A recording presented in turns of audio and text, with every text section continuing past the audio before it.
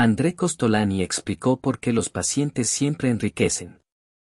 Hay una historia que André Costolani contaba obsesivamente en sus últimos años de vida, una historia que lo perseguía como un fantasma financiero. Era sobre un hombre en Viena, en 1929, que vendió todas sus acciones el día antes del crash más brutal del siglo XX. Todos lo llamaron genio. Profeta. El hombre que vio venir el apocalipsis económico. Pero lo que nadie sabía, lo que Costolani descubrió décadas después, era que ese mismo hombre murió en la pobreza absoluta en 1955. ¿Cómo es posible? ¿Cómo alguien que esquivó la peor catástrofe financiera de la historia moderna terminó sin un centavo? Esta pregunta no es solo sobre dinero. Es sobre algo mucho más oscuro y primordial que habita en el centro de nuestra psique. Es sobre el veneno invisible que contamina cada decisión financiera que tomamos, el susurro siniestro que nos dice que actuar es siempre mejor que esperar, que moverse es más inteligente que quedarse quieto. Costolani pasó 70 años estudiando los mercados, y su conclusión final fue tan perturbadora como hermosa: la riqueza no pertenece a los inteligentes, ni a los trabajadores, ni siquiera a los afortunados. La riqueza pertenece a los pacientes. Pero cuando él decía pacientes, no hablaba de una virtud. Hablaba de una forma de locura controlada, de una capacidad casi antinatural de resistir los impulsos más profundos del cerebro humano. Porque aquí está la verdad que nadie quiere admitir: tu cerebro está diseñado para destruir tu riqueza. El hombre de Viena vendió en el momento perfecto, sí. Pero después nunca volvió a comprar. Cada vez que el mercado subía, él esperaba la caída. Cada vez que había una oportunidad, él veía una trampa. Su cerebro había quedado traumatizado por haber acertado una vez, y ese trauma lo convirtió en un espectador perpetuo de su propia pobreza. Costolani llamaba a esto la maldición del timín perfecto. Es un fenómeno psicológico devastador: cuando aciertas demasiado bien una vez, tu cerebro queda atrapado en un bucle de búsqueda de la perfección. Nunca más puedes actuar porque nada parece tan perfecto como aquella primera vez. Este hombre se convirtió en adicto a su propio acierto. Y como todo adicto, pasó el resto de su vida persiguiendo ese primer hit de dopamina, esa sensación de ser el más listo de la sala. Pero los mercados no premian a los más listos. Los mercados, con su crueldad matemática y su indiferencia psicópata, premian a los que simplemente se quedan ahí, respirando, esperando, resistiendo el dolor de ver números rojos durante meses, años, a veces décadas. La paciencia que Costolani predicaba no era zen. Era tortura voluntaria. Era la capacidad de sentir que estás equivocado cada día y aún así no hacer nada. Y esto va contra todo lo que la evolución nos enseñó. Piensa en esto: durante 200.000 años, los humanos que sobrevivieron fueron los que actuaron rápido. Si veías un movimiento en los arbustos, no te quedabas quieto analizando si era un depredador o el viento. Corrías. Los que se quedaron quietos reflexionando sobre la naturaleza del movimiento fueron devorados.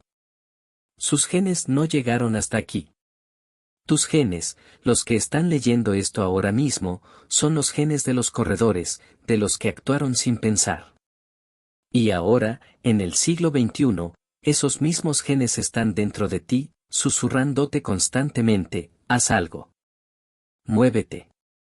No te quedes quieto, porque quedarse quieto es morir. Excepto que en los mercados financieros, la lógica es exactamente la opuesta.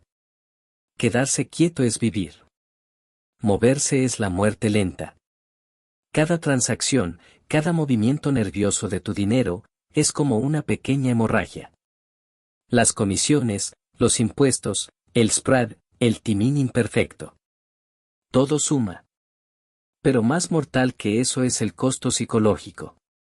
Cada vez que mueves tu dinero, refuerzas en tu cerebro la idea de que tienes control. Y esa ilusión de control es la droga más adictiva y destructiva en las finanzas personales. André Costolani era un hombre extraño. Fumaba puros enormes, usaba trajes que parecían sacados de otra época, y hablaba con un acento centroeuropeo tan denso que parecía que estaba revelando secretos antiguos en lugar de simplemente hablar. Pero lo más extraño de él era su tranquilidad. En medio del caos de las bolsas, de los gritos de los traders, de las pantallas parpadeantes mostrando fortunas que aparecían y desaparecían en segundos, Kostolany se sentaba con una calma que parecía sobrenatural. Y cuando le preguntaban cómo lo hacía, él contaba otra historia. Decía que cuando era joven, en los años 30, perdió todo su dinero en una semana. Absolutamente todo. Y en ese momento de devastación total, tuvo una revelación que cambiaría su vida. Se dio cuenta de que el pánico que sentía no era por el dinero. Era por el ego. Su cerebro no estaba procesando "he perdido recursos para sobrevivir". Su cerebro estaba gritando "todos van a pensar que soy un idiota". La vergüenza era más dolorosa que la pérdida real. Y esa distinción, esa comprensión de que nuestro sufrimiento financiero es mayormente social y no económico, fue lo que le permitió convertirse en uno de los especuladores más exitosos del siglo XX. Pero aquí está el giro siniestro: una vez que Kostolany entendió esto, no se volvió inmune al dolor. Al contrario, se volvió más consciente de él. Podía sentir cada impulso de su cerebro tratando de sabotearlo. Podía notar el momento exacto en que su amígdala se activaba al ver números rojos. Podía identificar el segundo preciso en que su corteza prefrontal empezaba a racionalizar por qué debería vender. Y en lugar de luchar contra esos impulsos, simplemente los observaba. Los dejaba gritar dentro de su cabeza mientras él no hacía nada. Esto no es meditación. Esto no es paz interior. Esto es una forma de masoquismo financiero.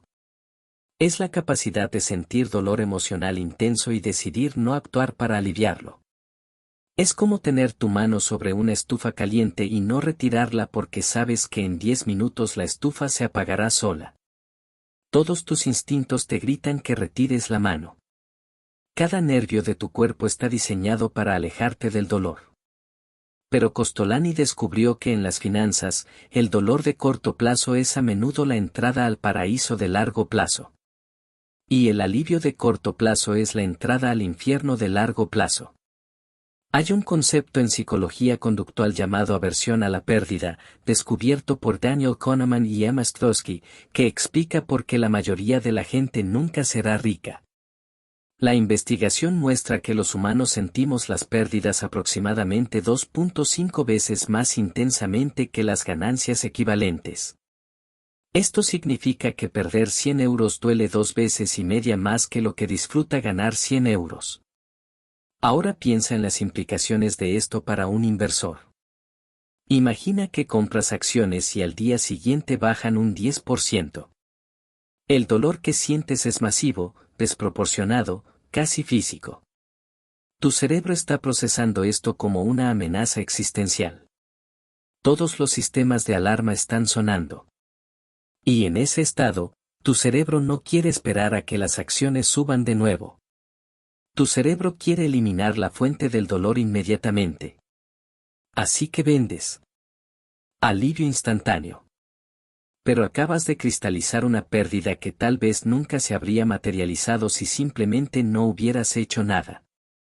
Y lo peor es que ahora estás fuera del mercado, y cuando las acciones inevitablemente suban de nuevo, no solo perdiste dinero, también perdiste la oportunidad de recuperarte. Este es el círculo vicioso que mantiene a la gente pobre. Kostolany tenía una frase que repetía como un mantra: los especuladores inteligentes son como gallinas.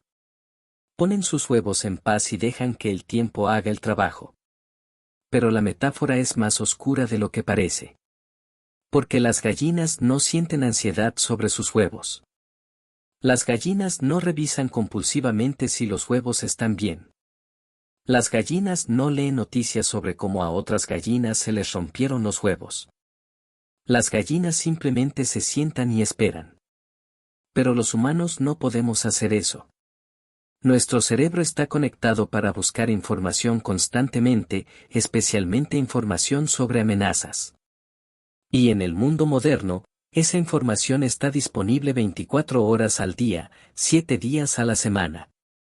Puedes revisar el valor de tus inversiones cada 5 minutos si quieres. Puedes leer 100 opiniones diferentes sobre si el mercado va a colapsar o explotar al alza. Puedes sumergirte en un océano infinito de datos, análisis, predicciones, teorías conspirativas, y cada pieza de información nueva activa tu sistema nervioso de una manera diferente. Esta es la paradoja moderna: tenemos más información que nunca, pero esa información nos hace más pobres, no más ricos. Porque cada dato nuevo es una oportunidad para dudar, para cambiar de opinión, para hacer un movimiento que probablemente será equivocado. Hay otra historia que Kostolany contaba, esta sobre un zapatero en Múnich. Era el año 1950, Europa todavía estaba en ruinas después de la guerra, y este zapatero, un hombre simple que apenas sabía leer, compró acciones de algunas empresas alemanas básicamente porque no tenía dónde más poner el poco dinero que había ahorrado. Los bancos no eran confiables, el efectivo se estaba devaluando, y las acciones al menos eran algo tangible, un pedazo de papel que representaba una parte de una fábrica real. Y entonces este zapatero, sin ninguna formación financiera, sin leer jamás un informe de resultados, sin conocer nada de análisis técnico o fundamental, simplemente guardó esos papeles en una caja de zapatos y se olvidó de ellos. Pasaron los años. Alemania se reconstruyó. El milagro económico alemán transformó el país. Y 30 años después, cuando el zapatero se jubiló y finalmente abrió su caja de zapatos, descubrió que era millonario. Sus acciones se habían multiplicado por 100. Kostolany usaba esta historia para ilustrar su punto más provocador: la ignorancia financiera, en ciertas circunstancias, es más valiosa que el conocimiento financiero. Porque el conocimiento te da la ilusión de que deberías hacer algo con él. Te hace sentir que desperdiciar esa información sería un insulto a tu inteligencia. Pero el zapatero no tenía esa carga. No sabía lo suficiente como para asustarse cuando el mercado caía. No entendía lo suficiente como para emocionarse cuando el mercado subía. Simplemente no hizo nada. Y esa nada, ese vacío de acción, esa ausencia de inteligencia aplicada, lo convirtió en rico. Esto toca algo profundamente incómodo sobre la naturaleza de la riqueza: la mayoría de las fortunas no se construyen por hacer cosas brillantes. Se construyen por no hacer cosas estúpidas durante mucho tiempo. Pero nuestro cerebro odia esta verdad. Nuestro ego se rebela contra ella. ¿Por qué si la riqueza es simplemente el resultado de no hacer nada, entonces ¿dónde está el mérito? ¿Dónde está el heroísmo? ¿Dónde está la historia que puedes contar en una cena para impresionar a la gente? Nadie quiere ser el zapatero que se olvidó de sus acciones. Todos queremos ser el genio de Wall Street que predijo el crash, que compró en el momento perfecto, que vendió en el pico. Queremos ser el protagonista de una película de thriller financiero. Pero la realidad es que los protagonistas de las películas de thriller financiero casi siempre terminan en la cárcel o en bancarrota. Los que realmente se hacen ricos son personajes secundarios tan aburridos que ni siquiera aparecen en la película. Son extras en el fondo que simplemente están ahí, existiendo, mientras todo el drama sucede a su alrededor. Y aquí es donde entramos en territorio realmente oscuro, en la psicología de la envidia financiera. Porque el problema de ser paciente, de construir riqueza lentamente a lo largo de décadas, es que mientras tanto tienes que vivir en un mundo donde otras personas parecen estar haciéndose ricas rápidamente. Ves a tu vecino comprarse un coche nuevo. Ves en Instagram a personas de tu edad viajando a lugares exóticos. Lees historias sobre emprendedores veinteañeros que vendieron sus startups por millones. Y cada una de estas experiencias es como un puñal en tu paciencia. Tu cerebro empieza a susurrar: eres un idiota. Mientras tú esperas pacientemente, el mundo te está dejando atrás. Otros están viviendo ahora. Tú estás aplazando la vida por un futuro incierto. Este susurro es letal porque contiene una verdad parcial. Es cierto que podrías morir mañana y toda tu paciencia no habría servido de nada. Es cierto que hay gente que se hace rica rápidamente. Pero lo que ese susurro no te dice es que por cada persona que se hace rica rápidamente, hay 100.000 que se hacen pobres rápidamente intentando lo mismo. No ves sus historias porque la gente no presume en Instagram sobre sus deudas de tarjetas de crédito o sus inversiones fallidas en criptomonedas. Solo ves los ganadores. Y tu cerebro, con su sesgo de confirmación, toma esos ejemplos aislados y construye una narrativa. Todo el mundo excepto yo sabe cómo hacerse rico rápido. Costolani tenía un término para esto, el infierno de la comparación social. Decía que un hombre podía ser perfectamente feliz ganando 1.000 marcos al mes hasta el día en que descubría que su vecino ganaba 1.500. Y en ese momento, su cerebro no procesaba todavía tengo mis 1.000 marcos y mi vida no ha cambiado, sino soy 500 marcos más pobre que mi vecino. La riqueza relativa se convertía en pobreza absoluta en su percepción.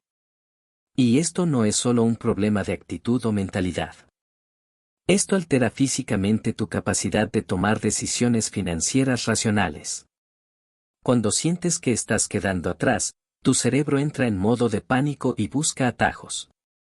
Empiezas a considerar inversiones de alto riesgo. Empiezas a buscar esquemas para hacerte rico rápido.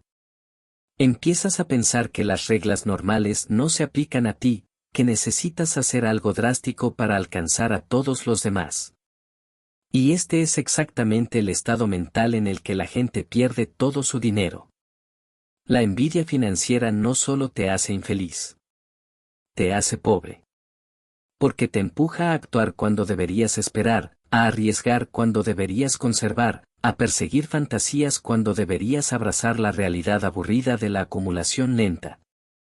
Hay un experimento psicológico famoso donde le dan a elegir a la gente entre dos opciones. Opción A, recibes 1.000 euros inmediatamente. Opción B, tienes un 50% de probabilidad de recibir 2.500 euros y un 50% de probabilidad de no recibir nada. Matemáticamente, la opción B es mejor. El valor esperado es de 1.250 euros, comparado con los 1.000 garantizados de la opción A. Pero la mayoría de la gente elige la opción A. Esto se llama aversión al riesgo en el dominio de las ganancias. Sin embargo, cuando el experimento se invierte y se trata de pérdidas, el comportamiento cambia completamente. Si le das a elegir a la gente entre perder 1.000 euros con seguridad o tener un 50% de probabilidad de perder 2.500 euros y un 50% de probabilidad de no perder nada, la mayoría elige la apuesta. Aunque matemáticamente es peor. Esto significa que los humanos somos aversos al riesgo cuando se trata de ganancias pero buscadores de riesgo cuando se trata de pérdidas. Y esto es exactamente el patrón que lleva a la ruina financiera. Vendemos nuestras inversiones ganadoras demasiado pronto porque queremos asegurar las ganancias, pero mantenemos nuestras inversiones perdedoras demasiado tiempo porque no queremos aceptar la pérdida, siempre esperando que se recuperen. Este es el opuesto exacto de lo que deberías hacer. Costolani lo veía constantemente. Inversores que vendían sus mejores acciones después de una ganancia del 10% porque no querían ser codiciosos, pero que mantenían sus peores acciones durante años, viendo cómo caían un 50, un 60, un 70%, siempre diciéndose a sí mismos es solo una caída temporal. Esta asimetría en el comportamiento es la razón por la que la persona promedio pierde dinero en la bolsa incluso cuando el mercado en general sube. Están constantemente cortando las flores y regando las malas hierbas. Y no lo hacen por falta de inteligencia. Lo hacen porque su cerebro está siguiendo una lógica emocional perfectamente sensata, las ganancias son frágiles y podrían desaparecer, así que mejor asegurarlas, las pérdidas son dolorosas de aceptar, así que mejor esperar a que desaparezcan solas. Pero el mercado no funciona con lógica emocional. El mercado funciona con lógica matemática. Y la matemática es cruel con los emocionales. Costolani decía que el mercado era como un perro con su dueño. A veces el perro corre adelante, a veces corre atrás, a veces se distrae persiguiendo algo, pero al final del día, el perro y el dueño terminan en el mismo lugar. El dueño es la economía real. El perro son los precios del mercado. Y la gente que se hace rica es la que simplemente sigue caminando, sin preocuparse de dónde está el perro en cada momento. Pero la gente que se arruina es la que intenta seguir al perro, corriendo frenéticamente adelante y atrás, agotándose, perdiendo de vista al dueño, perdiéndose en el proceso. Ahora piensa en cómo esto se manifiesta en la vida real. Es el año 2008. El mercado está colapsando. Todos los días hay noticias de bancos quebrando, de fortunas evaporándose, de jubilaciones destruidas. Tu portafolio de inversiones ha caído un 40% en 6 meses. Cada vez que abres tu aplicación bancaria, sientes una punzada física de dolor en el pecho. No puedes dormir. Cuando duermes, sueñas con números rojos. Tu pareja te pregunta si deberían vender todo antes de que sea demasiado tarde. Tus amigos están vendiendo. Tu padre te llama preocupado, diciendo que esta vez es diferente, que el sistema entero está colapsando. Y en ese momento, en medio de ese terror genuino y racional, tu cerebro está tomando una decisión. ¿Qué haces? Si vendes, el dolor se detiene inmediatamente. Sí, perdiste dinero, pero al menos ya no tienes que ver esas pérdidas creciendo cada día. Hay un cierre. Hay una finalidad. Pero si no haces nada, tienes que vivir con la incertidumbre. Tienes que vivir con la posibilidad de que mañana sea aún peor. Tienes que resistir no solo tu propio miedo, sino el miedo de todos a tu alrededor, el coro de voces diciendo que eres un idiota por no hacer nada. Costolani solía decir que esos momentos, esos puntos de máximo terror, eran cuando se hacían las verdaderas fortunas. Pero no porque fuera el momento de comprar más, aunque ese era un momento brillante para comprar. Las fortunas se hacían simplemente por no vender. Simplemente por respirar y esperar. Y aquí está la parte verdaderamente perversa de todo esto. Las personas que tuvieron éxito haciendo nada en 2008 no necesariamente tenían más coraje o más sabiduría que las que vendieron. Muchos de ellos simplemente tenían menos información. Había personas que no revisaban sus inversiones regularmente, que no veían las noticias, que estaban demasiado ocupadas con sus vidas como para obsesionarse con sus portafolios.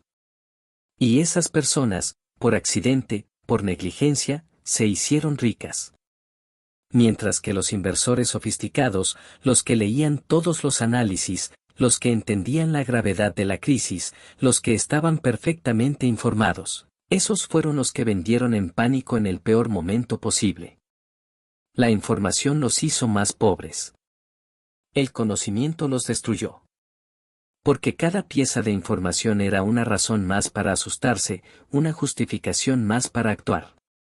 Y actuar era lo peor que podían hacer. Costolani había vivido esto en su propia carne. Había sobrevivido al crash de 1929, a la Segunda Guerra Mundial, a docenas de crisis y colapsos. Y cada vez, la misma lección, los que hacen nada son los que sobreviven. Pero no es un nada pasivo. Es un nada activo. Es una decisión consciente de no actuar, renovada cada día, a veces cada hora. Es una batalla constante contra cada instinto, contra cada impulso, contra cada voz interna que grita haz algo. La paciencia de Costolani no era espiritual. Era casi militar. Él se veía a sí mismo como un soldado en una trinchera, resistiendo un bombardeo. Y sabía que la mayoría de los soldados no mueren por las bombas. Mueren porque salen corriendo de la trinchera. El impulso de hacer algo, de moverse, de no quedarse quieto esperando, ese impulso es lo que mata. La trinchera es aburrida. La trinchera es aterradora. La trinchera te hace sentir cobarde y pasivo. Pero la trinchera es donde sobrevives. Y si sobrevives lo suficiente, eventualmente el bombardeo se detiene y puedes salir y reclamar el terreno. Pero la mayoría de la gente no puede soportar estar en la trinchera. No pueden soportar esa sensación de impotencia. Necesitan sentir que tienen control, que están haciendo algo, que son activos, inteligentes, estratégicos. Y esa necesidad de sentirse en control, es lo que los destruye. Porque en los mercados financieros, la mayoría del tiempo, el control es una ilusión. No puedes controlar lo que va a pasar mañana. No puedes controlar si va a haber una recesión o un boom. No puedes controlar las decisiones de millones de otros inversores. Lo único que puedes controlar es si actúas o no actúas. Y paradójicamente, elegir no actuar es la forma más pura de control. Pero hay algo aún más oscuro acechando bajo la superficie de todo esto. Hay una razón por la que la paciencia es tan difícil que va más allá de la psicología individual. Es tribal. Es social. Es sobre estatus. Durante toda la historia humana, el estatus se ha mostrado a través de la acción. Los cazadores más exitosos, los guerreros más valientes, los líderes más carismáticos, todos eran personas de acción. Nadie cuenta historias heroicas sobre la persona que se quedó quieta y esperó. Nadie construye monumentos a la paciencia. Y en el mundo moderno, esto se ha magnificado exponencialmente. Vivimos en una cultura de hustle, de grind, de hacer, hacer, hacer. La acción masiva se predica como el camino al éxito. Estar ocupado es un símbolo de estatus. Y en ese contexto cultural, decirle a alguien que se haga rico no haciendo nada suena no solo aburrido, suena casi ofensivo. Suena como si estuvieras diciendo que no tienes ambición, que no tienes drive, que eres perezoso. Y para muchas personas, especialmente hombres, eso es inaceptable. Su identidad está construida alrededor de ser activos, de ser hacedores. Entonces prefieren hacer inversiones estúpidas que admitir que lo mejor sería no hacer nada. Prefieren perder dinero que perder estatus. Costolani entendía esto perfectamente porque él mismo había sido víctima de ello cuando era joven. Contaba una historia sobre cómo en los años 30, cuando recién comenzaba como especulador, estaba obsesionado con demostrarles a otros que era inteligente. Cada vez que hacía una operación exitosa, necesitaba contárselo a alguien. Necesitaba que lo validaran. Y esa necesidad de validación externa lo llevaba a hacer operaciones innecesarias solo para tener algo de qué presumir.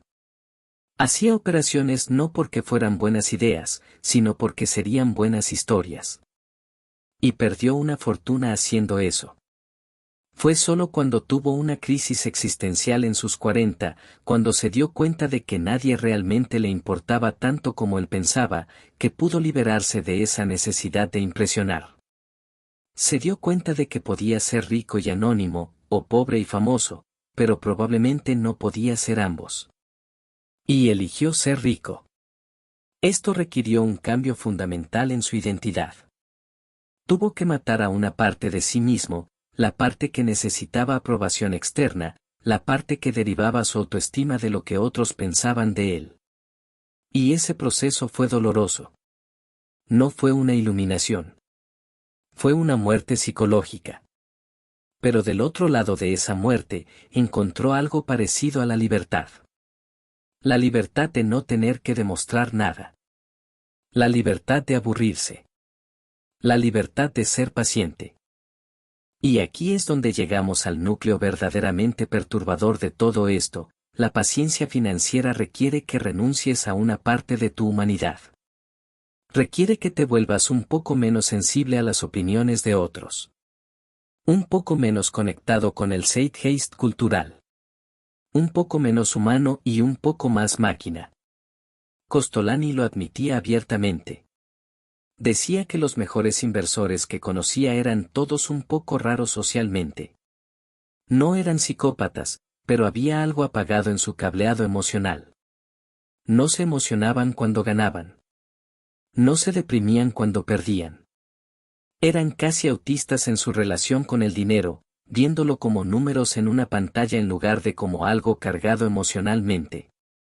Y esta falta de conexión emocional con el dinero era su superpoder. Porque la mayoría de la gente no puede desconectar sus emociones del dinero. Para la mayoría de la gente, el dinero no es solo dinero. Es seguridad. Es amor. Es validación. Es poder. Es libertad. Es todas estas cosas profundamente emocionales envueltas en números. Y cuando juegas con esos números, estás jugando con esas emociones. Cada ganancia se siente como una victoria personal. Cada pérdida se siente como un rechazo cósmico. No puede ser objetivo porque no es un juego objetivo. Es tu vida. Es tu valía. Es tu identidad. Pero si pudieras, aunque fuera por un momento, ver el dinero como lo que realmente es, como una herramienta abstracta, como un contador de puntos en un juego que no tiene significado inherente, entonces la paciencia se volvería más fácil. No fácil, pero más fácil. Porque podrías ver tus inversiones bajar un 30% y pensar interesante, los números bajaron en lugar de soy un fracaso y mi familia va a sufrir. Podrías ver a otros haciéndose ricos rápidamente y pensar están jugando un juego diferente en lugar de estoy quedando atrás y mi vida es una mentira. Esta desconexión emocional suena fría. Suena inhumana. Y tal vez lo es. Pero también podría ser la única manera de escapar de la trampa en la que la mayoría de la gente está atrapada, donde sus emociones sobre el dinero constantemente sabotean sus decisiones sobre el dinero. Costolani decía que había dos tipos de inversores, los que duermen bien y los que comen bien. Los que duermen bien mantienen su dinero seguro, en inversiones conservadoras, y nunca se preocupan. Los que comen bien toman riesgos, hacen grandes ganancias, pero viven en estrés constante. Y su consejo era simple, decide cuál quieres ser y no intentes ser ambos. Porque el infierno financiero es intentar comer bien y dormir bien simultáneamente. Es querer los retornos del riesgo sin el estrés del riesgo. Y ese es un estado imposible. Siempre vas a sacrificar uno por el otro. La mayoría de la gente nunca hace esa elección conscientemente. Van por defecto a una posición intermedia donde no duermen bien ni comen bien. Toman suficiente riesgo como para estar constantemente estresados, pero no tanto como para realmente hacerse ricos. Es el peor de ambos mundos. Y la razón por la que terminan ahí es porque no han hecho el trabajo psicológico de entender su propia relación con el dinero. No han preguntado, ¿qué estoy dispuesto a sacrificar? ¿Cuánto dolor puedo tolerar? ¿Qué es más importante para mí, la seguridad o el crecimiento? ¿Estoy invirtiendo para impresionar a otros o para construir mi futuro? Estas preguntas son incómodas. Son preguntas que la mayoría